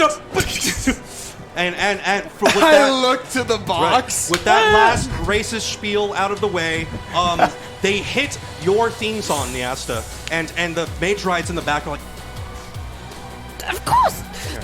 I start to slither through the audience, and my eyes are just glowing and wide and just ravenous, and my fangs are bared, and I'm going to slither this way and that, and God, one of the children in the audience, but then keep going and keep going, and I'm going to try to do a little somersault and spring towards the closest goblin. All right, and you guys have come out with her. So how are you guys coming out with the audience? Wasting no time, I go for the one with the mic. All right, and you? I'm gonna fly out. Okay. And I'm just gonna look around, and I'm kind of like him. I'm whatever, it's for the show. People could get hurt, so. Or I guess I look for howl another- before I do for the little showmanship. Right. A little showmanship. Candy Cantrip, it seems now, Fangs for the Memories and Eleanor have come out and to protect their D&DW wrestling partners. At the very least, they're trying to protect Razorhide, part of the Fangs for the Memories. Not quite sure what Eleanor is doing out here. This is very touching. Could it be Eleanor has become evil? Candy Cantrip, She flips. Are you trying to say that Eleanor has joined Fangs for the Memories? It does appear to be that way, and now it looks like the burden of good rests solely on Candy Cantrip's able shoulders. It's true. It seems. Look at her cry out in frustration and anger. I've never seen look at such the way. an angry-looking harpy. That's right. Just I think terrifying. to myself, capable shoulders. And now Eleanor, a newly evil Eleanor, has joined the ranks of Fangs for the Memories. I guess- just defending. I guess we can call her Eleanor. Eleanor. That's not her name, but we're gonna go for it for now. So Eleanor, now joining her new friends in Fangs for the Memories, And you guys sort of like crowd in front of. So upset. You guys fill in front of the ring Flying area. in very reluctant. Right, you're just like. Yeah, look at the look of apathy. Apathy, on Eleanor's complete face. disregard for Such a- monster and human life. That's right. You could see the murder in her eyes. I have a message from our sponsor. Little Timmy's therapy is fully covered by the D&DW organization. Best of luck to you and a healthy developmental progress, Little Timmy. All right, and so this happens, right? So as I'm flying out, I get back down onto the ground and I start running and I trip and my crystal falls out. Okay. All right. So as the crystal falls out, right? The crystal shatters on the ground, and She looks at it. She starts feeling weird. Parts of it are still somewhat together, but a few shards fell off. Ow. Feel Ow. the anger. Oh no! It seems like Eleanor is turned. I sense some sort of evil, magical energies coming from the shattered dragon shard. the goblins are just standing there going like. My eyes start turning red. My rainbow kind of color starts turning black, but not all of it. It just seems corrupted. Oh no! This is. I believe this is what happens when magical harpies are corrupted by evil magic. This is very bad, and it's not colorful at all. Red is not really her color. That's a mean thing to say at such important character developmental phase of someone's life. Candy Cantrip. Somebody has to be honest, Southern Slagpaw. All right. So Chaz is finally like, Okay, enough. Get on with the fight, you kids. Straight for the throat. and they charge the three of you. Roll initiative really quickly against these goblins. 8. What are you? Okay. 14. Woo! Unnatural More. 20. Unnatural 20. Okay. Dirty Unnatural. 20.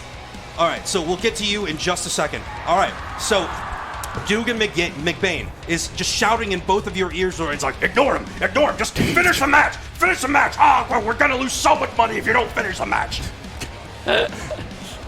So while Larissa has our hands up, I bring my hand down and elbow him to the side, and then go ahead and do the powdered keg, a power bomb. All right. So that's gonna be two athletics. Okay. Number one.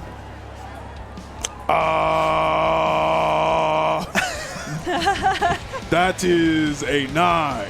A 9. All right. Well, fortunately for you, by the will of the D&DW universe, you have up to 5 advantages you That's can what use. I wanted to hear. All right, that's a 10. I'm gonna use another one.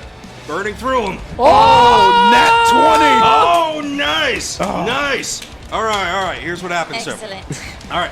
Oh, looks like Razorhide rethinking that allying with Arista Hiss, and he's hit him with the elbow, and he's got him in the powder keg. Down to the mat. That power bomb straight to hell. And what's happening?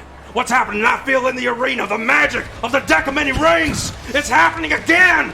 The deck of many rings goes off, and a wrist you feel in your hand materializing a Bi-Esh steel chair just manifesting out of nowhere, just back in your hands. This one's somehow more powerful than the rest. This one's a +1 Bi-Esh steel chair. Now we're talking. That's right. It is a magical Bi-Esh steel chair. Their friendship was too beautiful to last, That's and right. out of this broken bond, a chair has been forged. That's a. As most chairs are. That's right. An ugly chair child just manifesting in his hands. Candy Cantrip. Let's see what he does with it. All right, Arista Hiss. It is your turn. So, yeah, while I'm laying on my back with him looking at me, I'm going to just smack him with the chair. And then after that, I'll get out of the cage, put out 2 tables, and climb to the top of the cage. Okay, nice. The setting up thing you don't have to roll for, so let's just roll for the performance. All right. That's a 19. 19. And am I at performance? +6. Nice, 25. All right, you professionally strike him in the face with the chair. He doesn't take any damage. It stings a tiny bit, but not enough to take hit points off. That's how you do it, kid. By the will of the D&DW universe, that magic steel chair impacting the skull, the thick null skull of Razorhide, just blasting him across the ring. Candy Cantrip, that could not have felt good. Nothing is too hard for that man's thick skull. You're absolutely right, Candy Cantrip. And now, Arista Hiss going up outside of the ring, climbing the cage itself, setting up 2 tables from the depths of Frederick. Those tables don't look like they've been used. They don't look like they've been used for a very long time, Candy Cantrip. We're gonna have a whole dining set here soon. That's right, Frederick is very multi-purpose. You can get him to design your living room or crush your enemies. All right, the living wall is very utilitarian, as we're seeing tonight with the 2 tables, the chairs, and everything they pulled out He's of it. also Timmy's therapist. I didn't know that part. And Timmy absolutely needs one after all the trauma he's gone through here, live on D&DW. All right, where do you set up the chairs? I'm sorry, the tables. Like on the floor. All right, so on the outside of the. Yeah. Okay, so hinting. I want to come off of the cage onto. All right. So as you climb the cage, back to you guys really quick. Sean, it is your turn first. You have these 3 mercenaries. They've taken out swords. They're short swords, but they are real. They're not playing around. You have the Bi-Esh steel chair. Well, neither am I. A la Sif from Dark Souls, I take the chair in my mouth and swing it at him. Roll to hit. Now these are masterwork steel chairs, so you get a +1. Get a +1 Question: roll. Can I light it on fire with flaming chair to add to it? Sure, why not? All right, this is gonna hurt. Don't kill anyone. Yeah, if you decapitate one of these mercenaries. 19. 19. All right. So it hits. You take the steel chair in your hand. You light it aflame. It's very impressive looking. And you go. He goes in to try to stab you. But being an in-ring performer, you're fairly dexterous yourself. You sidestep him and you bring the flaming chair straight down across his skull. Roll for damage. It's 1d8 plus. How much is your fire damage on that? 3d6. Oh, 1d8 plus 3d6. Wow. I don't. And a +1 for that masterwork. You need others. I'll just. All right. This is how we're gonna do this. Some Okay. actual D&D rolling happening here. Some actual hit points exchanging. 7, 5. Right. Math. All right. Math. This is some fat damage.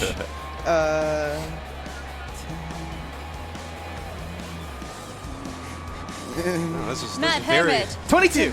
Oh, shh. All right. So this chair shot comes down and you can hear the cracking of bone on steel against the back of his head. He goes down. He goes down like a sack of potatoes. He's still aware, but he was not expecting a flaming steel chair shot to the back of the head. Hit by a wolf. That's with right, a flaming by a steel wolf. chair in the mouth. He is mentally scarred for life. He's just trying to figure his life out on the ground at the moment. All right. So another one. Chaz takes a brutal swing at Helenor, the newly evilized Helenor. What's your AC really quick, Helenor? 12. 12? All right. He meets, and he is able to do a bit of damage to you. right. Oh, that's more than a bit of damage. 10 points of damage. Oh, good. 10 points of Yes. damage. His short Nice. sword gets you right in the thigh, Nice. and you're able to deflect it just enough to hide the blood spray from the crowd, but it does hurt a lot. Good thing I'm not a sorcerer. Oh, wait.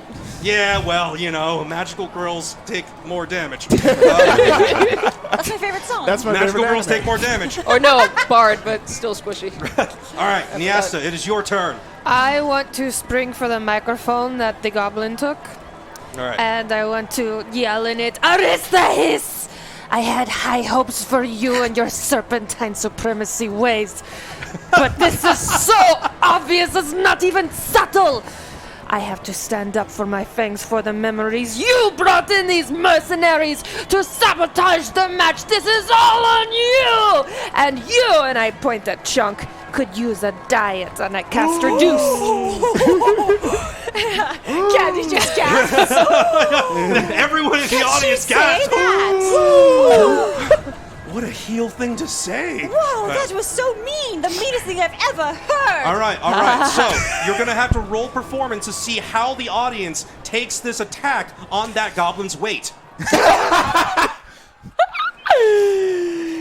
You have up to 3 advantages. Oh, baby! They take it Natural 20. You take direct control of the narrative. You are now the story. You are now creative for this match. People completely believe it. They're like, oh, this Niasta was behind this the whole time. Oh, but these, and they start cheering. Thanks for the memories. Thanks for the memories. And poor Chonk, he's just sitting there going like, I'm big boned. You've demoralized the mercenary from Dargoon. All right. And I'm casting the spell Reduce. Oh, that's right. What was he have to Con resist? save Con 15. saving throw. Hilariously enough, you after you insult his weight and you try to reduce him, your spell, he's so girthy that he just naturally resists your spell. He's just like,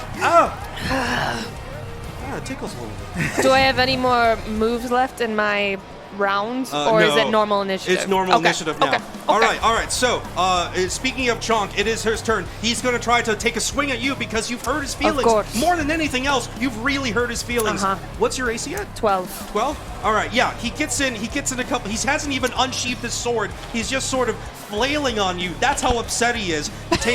Take 3 points of damage as he's just sort of like, my mom said the same thing to me. All right. Now, Helenor, it is your turn. I after getting hit, I just slowly turn my head back. Okay. Using that performance. I sing a luring song. Oh, okay. And okay. before I do it, cover your ears.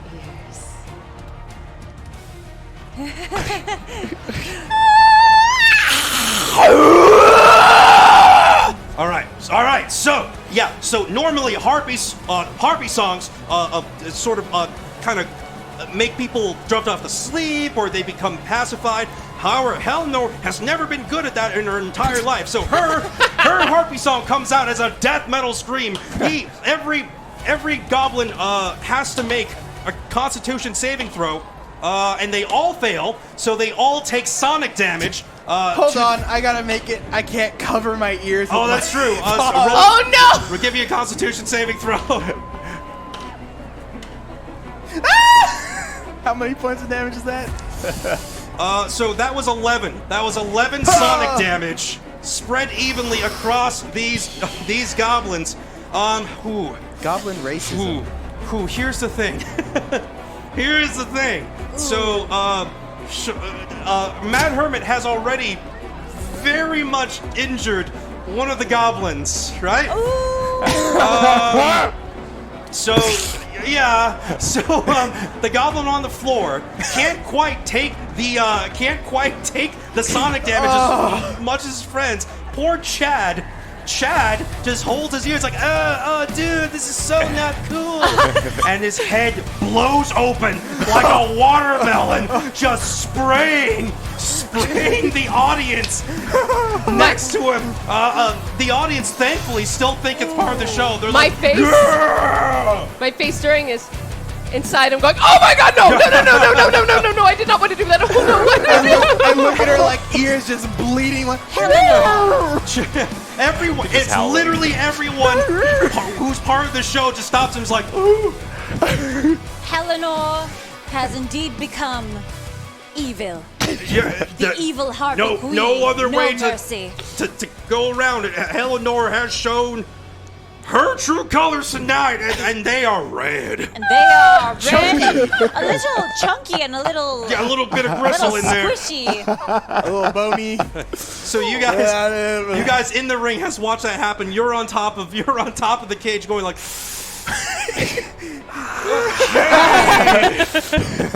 Wait, so which one? The one I hit with the chair or Chad exploded? Chad is the one you hit with the chair. The handsome one. Chaz. You hit Chad. Oh, no, you hit Chad. The handsome one. Unfortunately, Chad's dead. Chad's dead, He dude. was the best of us. So Dugan McMahon is in your ears right now going like, get attention off that exploding goblin right now. Do something. Razorhide, get your ass up here. I jump up, come to the top and go, what do you want?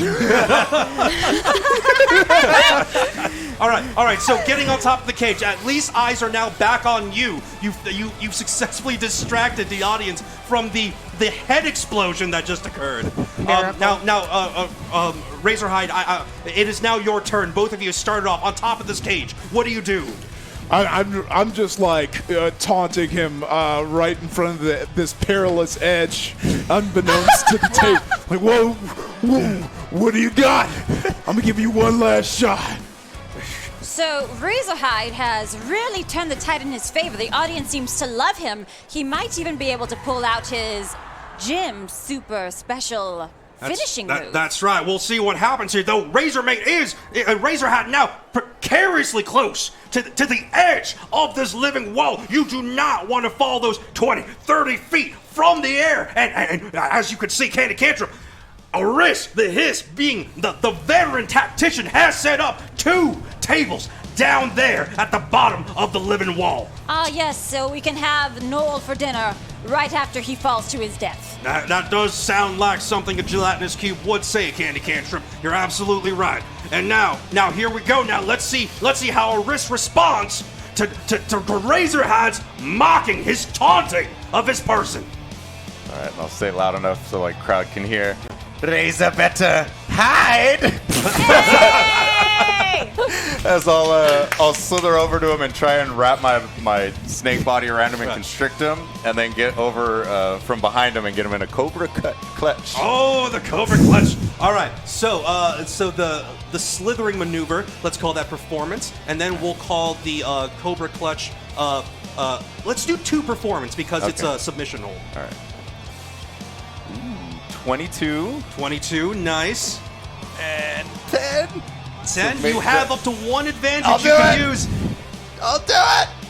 Yes, 20. Dirty 20. Nice. Yeah. Nice. All right, so just to make it a little more fantastic looking, Frederick helps you out as you slither over. Obstacles jut out in your way, just sharp spikes of bone and rusted weapons in your path. The audience oohs and ahs. Frederick also trying to take attention away from the gristle and blood that just occurred in the audience. And now Riss, he's gotten behind Razorhead. They're both of them precariously close to the edge. He's got him in the cobra clutch. Oh, is he gonna squeeze out the consciousness right from his nose?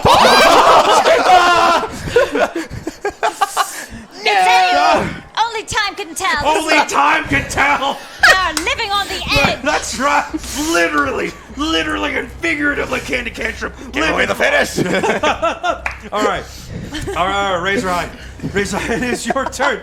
Duke and McBain is just in here screaming, just like, whatever you do, make it fantastic. Make sure they're not looking at the mercenaries. So I start to fade, and then you see Frederick's little weird hand come up, and it's raising a check. Yeah, 1, 2, and then on the 9 count, I come to break out, and then I do my finisher, the battering ram, from the top of the cage all the way up to the table. All right. It looks like Razorhead now. He's fading. He's that cobra clutch is in. Yeah, there's possibly no escape. Oh wait, what's happening? He's fighting back. He's regaining consciousness. He's got a wrist. He's got a wrist. And I'm sorry. What's the name of the thing? Oh, the battering ram. He's got a wrist and the finisher. No, he's the battering ram. No, not off the top. Off the living wall, straight into the tables. Ladies and gentlemen, straight off the 20, 30-foot living wall. There is no Straight coming down. back from that. Straight down to hell. All right, what do you do now? You Yeah, I'm just gonna drag him into the ring and go for the pin. All right, as you're dragging him to the ring, really quickly, we're gonna go back. We're gonna go back to the 3 off to the side. Okay, Sean, it is your turn now. Someone has just exploded, and the audience has sort of gotten their attention away for the time being.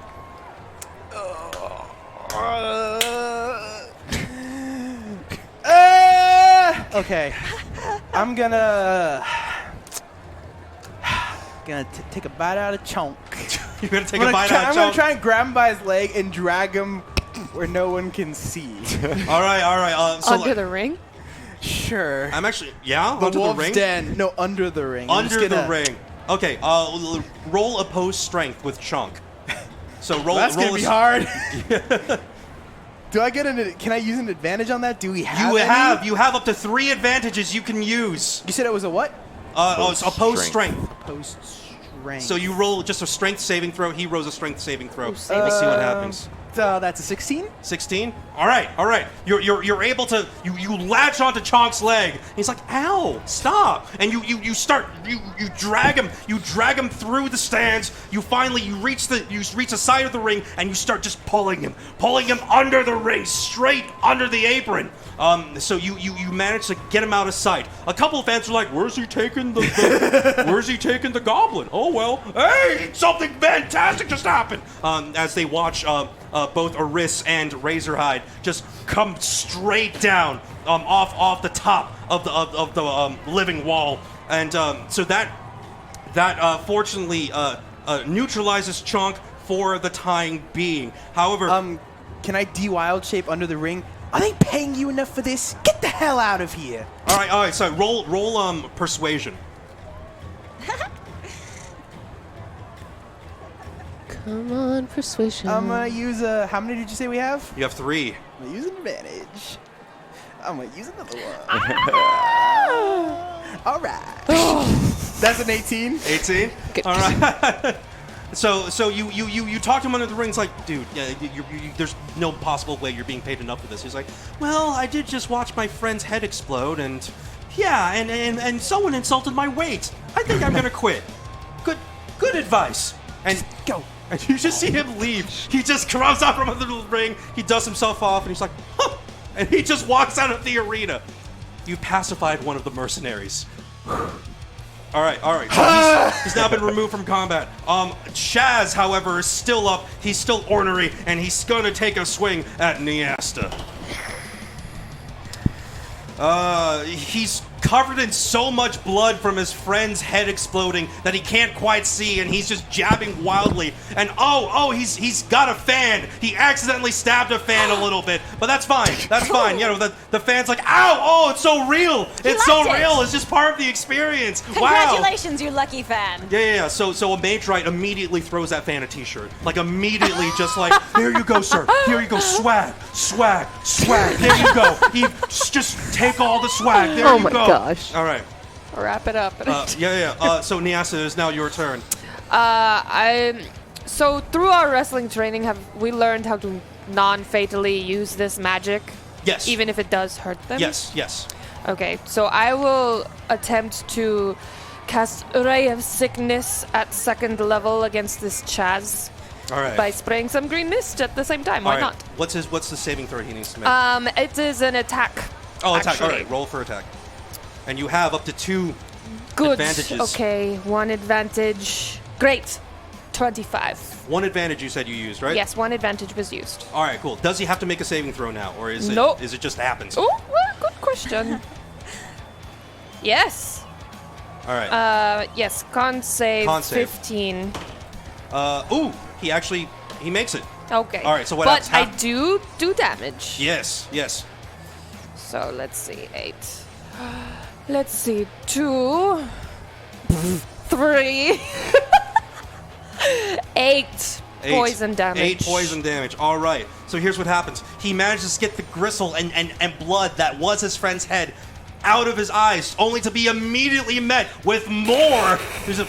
What's happening? Oh, come on! And he just starts stabbing randomly. He stabs that fan again. He gets more swag. All right. So it would be Chalk's turn. However, he is left because you insulted him. That was really mean of you. Eleanor, it is now your turn. Chaz is completely blinded from both his friend's remains and poison. I'm just going to jump in the air, grab his shoulders with my claws, and fly him out. Just fly him out. Fly him right out. All right. So he's gonna make a dexterity saving throw against you trying to do that. With disadvantage, that doesn't count. Okay, so yeah, he's so his vision is so blurred. He barely notices you picking him up and just flying him out of the arena. He's slashing wildly, but it's so easy to read since he's just sort of like flailing in front of him. And you successfully removed the last mercenary from the arena, clearing the way for the match to finally be finished. Right? Dugan McBain, however, is pissed because you exploded one of their heads. Look, man. Did what I had to. All right. So now that the mercenaries have been taken care of, Aris, Razorhide, it just, the fall has taken it out of both of you. It hurt both of you a lot. In fact, just a fall from that height does not come without its disadvantages. Both of you take 7 points of falling damage.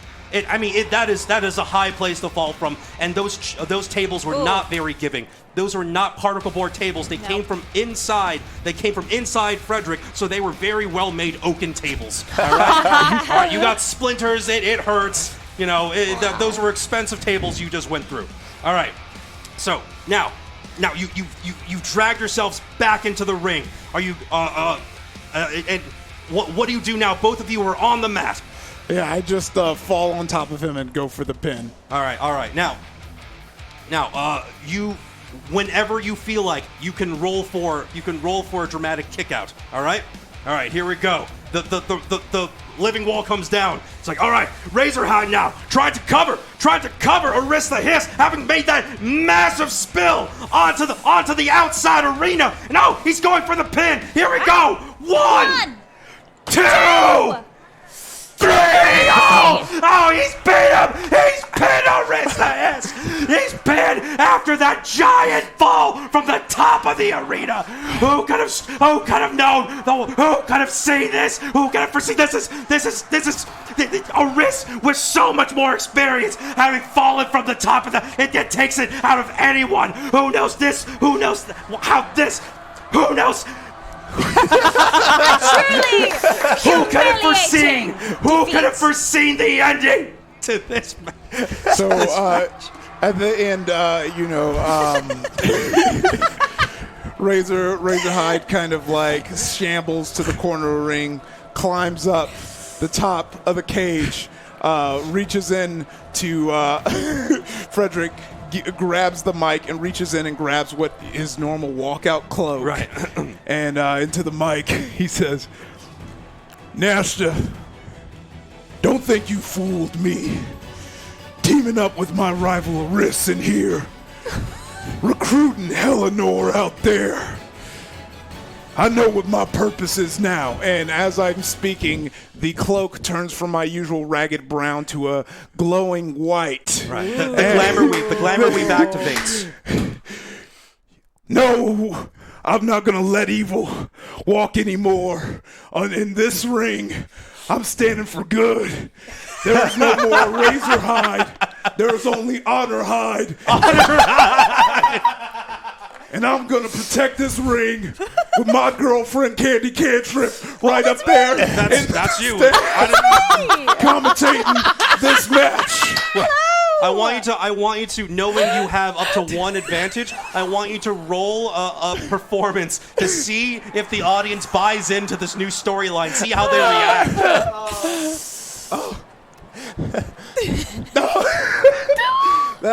That's gonna be 8. You have a 1 advantage. No, you already use it? He used it. He used the advantage. Yes!